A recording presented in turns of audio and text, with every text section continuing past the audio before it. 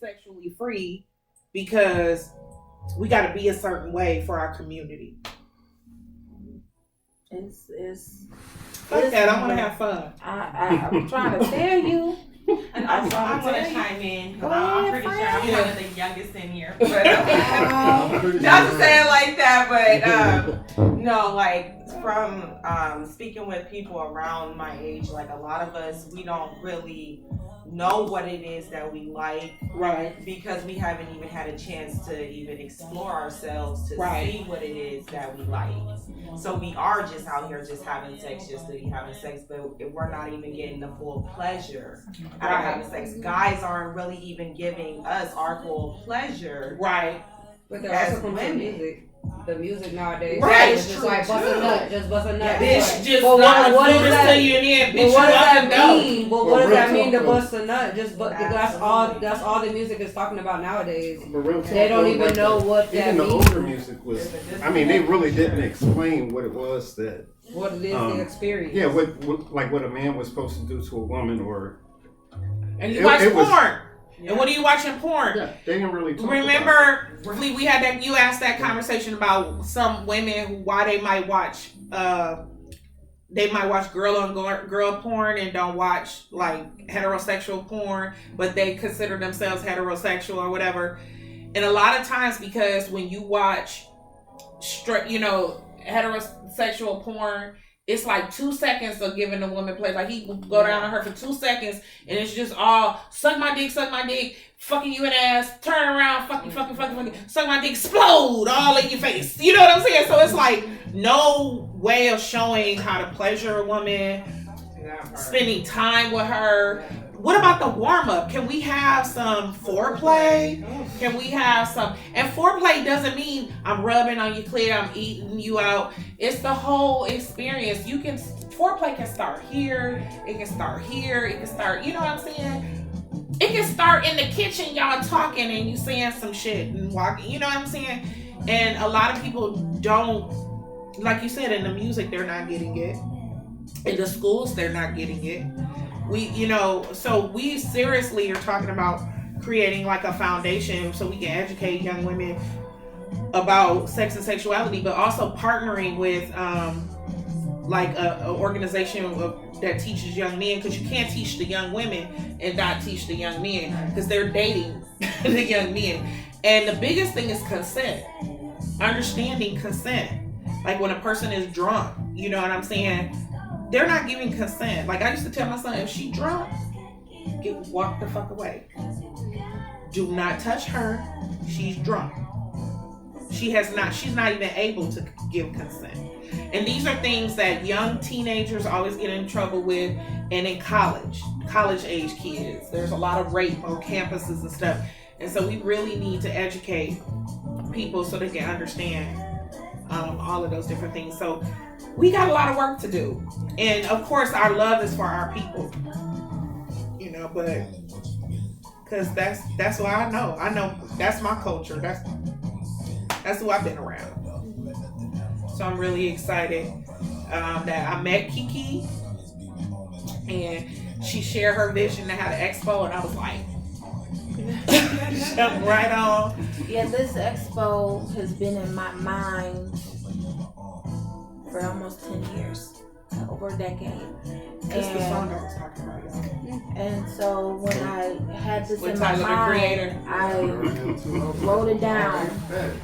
But I asked God for specific things, right? Very specific thing. I asked God for a business partner. Because you can't do this by yourself. You just can't.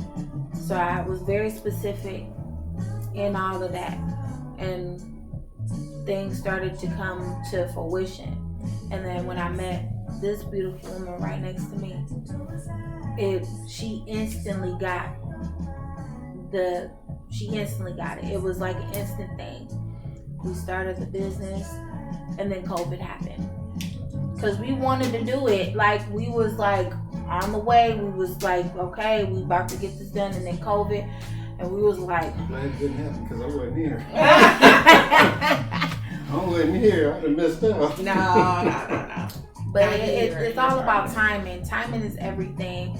and we needed to take that time to really build up the business, build the brand, build what we need to do, and it had to be the right people are surrounding us. And we still looking for the right people. Yep. We still looking for the right people. Like, this is like the vision, and it's like we make this thing pop and go, and then like, okay, so this is what I'm thinking. If you ever, I don't know, you ever watch like Horrible Decisions or Hard or Soft podcasts or any of those podcasts out of New York, or Cocktails out of Atlanta? They all support each other. They jump on each other's podcasts and they talk and they support each other. And I'm like, in Arizona, I feel like Arizona is a clean slate. Like we really come together. We could make this shit pop.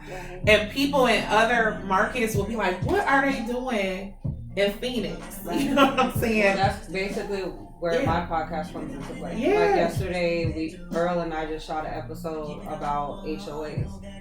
Talking about HOAs, bringing more education about owning homes, because I'm a homeowner myself. I've sold a home, I've owned a home, I currently own a property. So that's another thing that we don't get in our education system, is how to become wealthy or how to own houses. We're basically just taught to work a 9-to-5 and rent our whole lives and die. So that was what our podcast episode was about yesterday. It's just like educating about home ownership, HOAs, all these organizations out here.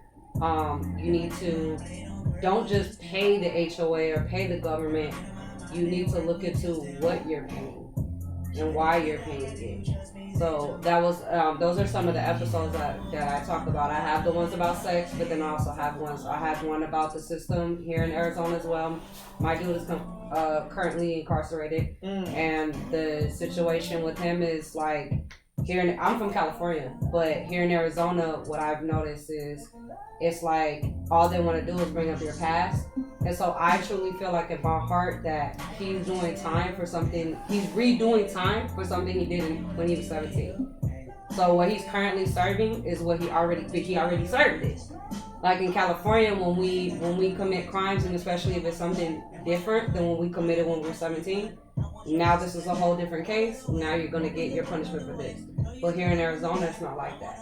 Literally at sentencing, all they talked about was pass. Brought up tickets he got when he was 17 in jail, for getting tattoos in jail. Like, what does that have to do with what he currently did? Nothing. They just talked about past stuff. So now he got 6 years for stuff that he didn't. He already did 8.5 for that. Now he's doing another 6 years. Arizona is one of the top incarcerated states in America. And especially with black men. Pretty much every black man that you meet, or I meet, because I only date black. Yeah. So every black man that I've met has done some type of time in some kind of way. My baby daddy did 4 years here in Arizona, from California as well, but came out here, did time. The current person I'm with, like I said, did 8.5 when he was 17. Now he's back doing another 6 years. And it's very hard in my opinion. I mean, it's also my type, unfortunately. I like bad boys, but it's really hard to not run across somebody, a black man, that hasn't been incarcerated here in Arizona. That's period though. But a lot of places. But that's just anywhere. Like, yeah. I've done the same thing too, babe. Like my last relationship, he's still incarcerated. Hard as hell. Like, you did a podcast about that? Dating men and I haven't gone into detail on the podcast about dating. I basically what I did was talk about the system, and then I had a black female on there and a white male. So I had two perspectives of what happened to them, how they got incarcerated here in Arizona. His was basically that he had supported George Floyd's whole entire movement, ended up getting arrested for not even doing anything but being out there participating with black people. And him and a couple, like 100 something other people ended up getting arrested for doing that, for supporting. And now he's fighting a case for just coming out there and supporting. And then, you know, she spoke on her case and how she got incarcerated. He's fighting a case here in Phoenix. He's still fighting the case for. Oh, the protest was here. Yeah, it was here in downtown. So I had two different people, two different races. but it's still based on Arizona and the legal system here in Arizona and how it works out here. But you know, I'm just starting. I haven't even. We're just starting too. Yeah, we're podcast too. We're just recording episodes. We haven't even like officially released. We're gonna start releasing in January of next year, so next month technically. But yeah, I've just had a couple episodes. We'd love to come on with you and talk about. You want to talk about? Yeah, like I said, anything. I'll talk too if you want to talk. I love to talk about small businesses, why it's important, taxes, business credit. Yeah, like I said, I'm all about talking. That's why my podcast is called Amanda's Authenticity. There's too many people that talk about I keep it real, I keep it 100, I keep it authentic, which is the same thing. Amanda's Authenticity. So basically, that's why I named it that, because there's no censorship. There's nothing on there that can't be talked about or cursing. Don't do that on my podcast. Don't say that on my podcast. That's what it's supposed to be. It's supposed to be open. People are supposed to say how they feel, what they want to say. No type of offense taken. You know what I mean? That's what you're supposed to do. Successfully. Yeah. So, I love that. It's really important too. That, like I was saying, what we all need to do, as you know, in doing podcasts or doing events, is collaboration is very important. It's like find your tribe and just promote, support, promote. So jump. If somebody doing something, jump on there, and just keep shouting out, giving support to each other, because that's what they're doing, and they're blowing up in New York, and they're blowing up in Atlanta, jumping on each other's stuff and supporting each other. We need to do the same thing. We really need to do the same thing. And that's how you build your content, because you know, it's like, hey, I want to pull you on and do this, or hey, I got this going on, let's do this, or let's collab and put something together that works. You know what I'm saying? For the community, that's your passion and our passion, whatever it is. I just think collaboration over competition anytime. We do that, we win, and we put Phoenix on the map, y'all. Then people gonna be like, you know, we'll be like New York and LA. You know what I'm saying? And Phoenix is a clean slate. I think this is a great place to really get something going. Like a lot of people leave and be like, I'm going to Atlanta and I'm going to New York. I'm like, it's shit popping there already. Let's pop it here. You also got to make sure too that the information that you have is not, you know, so enclosed in one topic or two topics. You got to make sure that you. Well, I mean, we have our expertise in the things that we talk about. There's things that I being a small business owner, I started learning about taxes and bookkeeping and shit like that and things like that. Expertise. I'm talking about content, making sure that you have more content, than just one specific thing. Right. It needs to be variety. You know, just like when we were talking about the things that we're gonna do. Right. And the one thing I would do is talk about like Black history.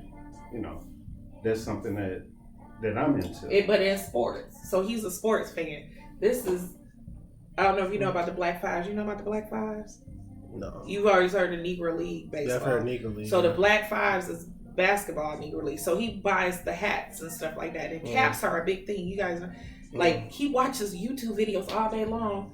Not all day long, but he watches a lot of YouTube videos of people about, you know, like baseball caps and how lids and all them, they'll throw out, like they have specials and the Crush version and all these different hats of the Ash, you know, all these different. But he really is into like the Black history. Well, explain a little bit better. Explain a little bit better. Look at you. Yeah, well, you know, I'm gonna let you speak. I wasn't gonna go there, but go there. 1911. What it was most Black people, well, nobody could play any kind of sports, you know, outside of high school. What happened in 1911? It basically started in Pittsburgh, and it was a few other states that got involved in it. They created a basketball league for people that was marginalized. Yeah. Because they couldn't go pro or nothing like that. What they end up calling them was social clubs. Like this one is I think this is Monticello. What's the Monticello Athletic? Yeah, Monticello. Everybody think it's Michigan. I had a white cop say, "I like your Michigan hat." It's named the Michigan colors. I'm like, what? But it's like, it's called the Black Five though, and Black Five is pretty much the way that black people could do something outside of high school, and they end up creating their own. They called it a social club because it'd be like a little basketball arena or something like that, but they would have parties there. But then when nobody was watching, they would all play basketball. And the best basketball players that was in the world, I didn't even know that. they would play. So, like, when we do our, we're doing our podcast, it's about us. It's about our relationship. It's about being empty nesters. It's about being, this will be a lot of stuff. I think we talk about our sex life. We talk about a lot of stuff. But in addition to that, we'll talk about when we travel. We'll talk about, we're just going to hit on a lot of different topics. So we can all like circulate and jump on each other's podcasts and talk about, whatever. Yeah. And, just build and grow from there. Well, yeah, that's really, you guys have found each other because this is what I'm building. Right. You know what I mean? It's not accidental. It's very purposeful of what I'm doing. It's why I do contracts that you guys all signed an agreement when you got here right now. Like, we all tapped in on the situation. Yeah. And that's what it is. But I want to say, if you guys got outfits and you want to wear those outfits, let's start getting those outfits popping. Are we wearing the outfits with the massage? No. So if you want to do your massage first and then change your outfit? Massage. So you want?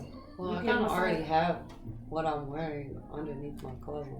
Then now's the time, and I got the lights in there going, so we can start doing some pictures. I kind of already wanted to. How we doing this massage? Oh, you're gonna undress. Normally, when I get my massage, I undress. Yes, all the way. Do your thing.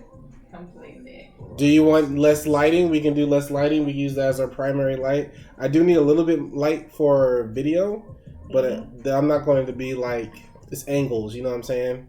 So I'm not getting the full body, but I'm just gonna see you naked, or however you're looking. You want to go first? I ain't got no problem with that. He said I ran a swing club for 2 years.